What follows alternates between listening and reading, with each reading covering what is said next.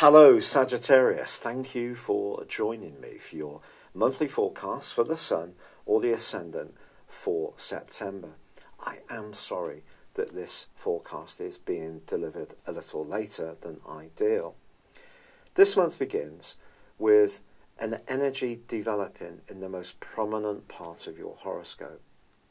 You're a free spirit, and being true to your independent and freedom-loving values is very important, whatever strand of life you're pursuing.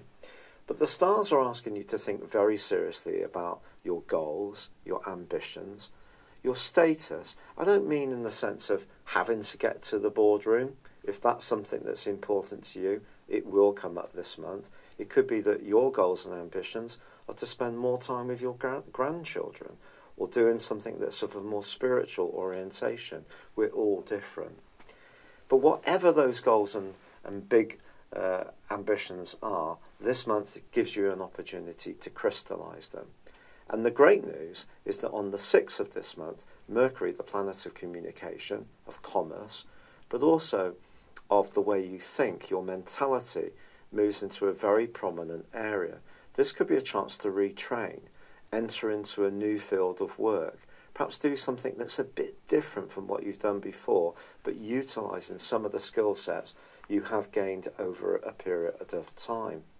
On the same day, Saturn, which has been twisting backwards relentlessly for 5.5 months in your sector of everyday resources, probably squeezing your budget right down to the nth degree, well, that comes to a close. But also on the same day, Mercury forges a fab link with Saturn and also Uranus, the planet of innovation. So it's a great time to think about how you can use the extra discipline you've been developing with a fresh approach, but also showcasing your talents in a way that people in positions of influence can become much more aware of what you have to offer. Now, the 9th of this month is also highly important because then there is a new moon. But this new moon in Virgo is going to feed into a terrific angle that goes on this month still between Jupiter, your ruler, and Pluto. Now, Jupiter has really been pushing you to dig deep down into your emotional and spiritual reserves over the last months since it moved into Scorpio last November, and will continue to do so through to this November. This is your chance to tap into hidden sides of yourself, and this angle with Pluto suggests the more you tap into these reserves, the more encouragement and sense of enrichment you can get. This could be financial, it could just be how you feel about yourself, your sense of self-worth. And with Saturn going forwards, that's certainly going to help. However, this new moon can really help you to showcase yourself really very well. But if you can bring precision to the party, something that can sometimes bore you because it's the big picture that excites you, new challenging adventures, but there may be times when you do have to focus in on the minutiae, and this new moon can be one of those times. Also at the heart of this month, we have two very contrasting influences. Venus clashes with Mars, and also Venus forges a great link with Saturn. And this is because Venus moves into the sign of Scorpio on the 9th, which for you could give you a more sentimental view of your love life. It's also possible that in the following couple of months, a relationship could really come under very serious review, because Venus is going to go into a retrograde in October.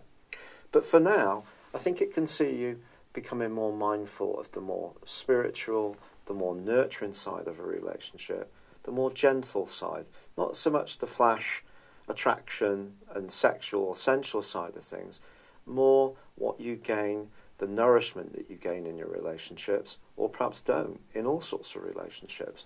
A good relationship can take on more strength for you at this time. A more challenging one could see some secrets be revealed at the heart of this month, which could be unyielding, difficult. Perhaps it's you who's going to open up. But someone may be rather Sagittarius to you, much more frank in what they say, which could put you on your back heel. Also, Mars moves back into Aquarius on the 12th. This is something for you to relish, quite frankly, but it is going to be squaring up to Uranus again, an aspect which has been ongoing since the second week of May. If your nervous system has been taking a little bit of a pounding, this aspect certainly won't have been helping. It won't just have been the retrogrades that have been going on. So it's going to be important to pace yourself. If you're doing something new and different, don't overload your system. Get plenty of time for rest, to sleep well, to eat good nutrition, to drink lots of water, to not rev your system and your adrenal system particularly, and your nervous system up too much.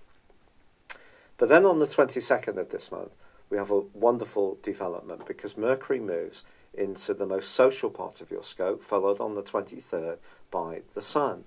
This is going to see you perhaps shift the emphasis more from goals, ambitions, and climbing towards any promotions or rewards that are important to you, to wanting to enjoy an interaction with others. This can be through groups, it can be through networking, it can be through social media, or it can be just simply getting together with friends and having some fun. But there is a challenging, very challenging, full moon which occurs on the 24th, which sees the full moon in your sister fire sign of Aries squaring up to Saturn.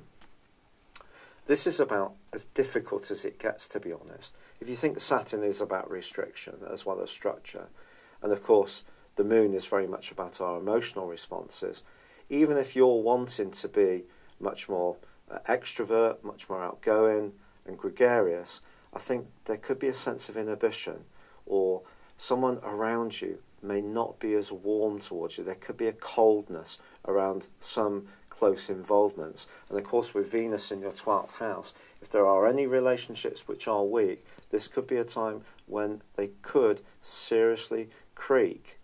But no one's going to leave your world who's truly right for you, Sagittarius.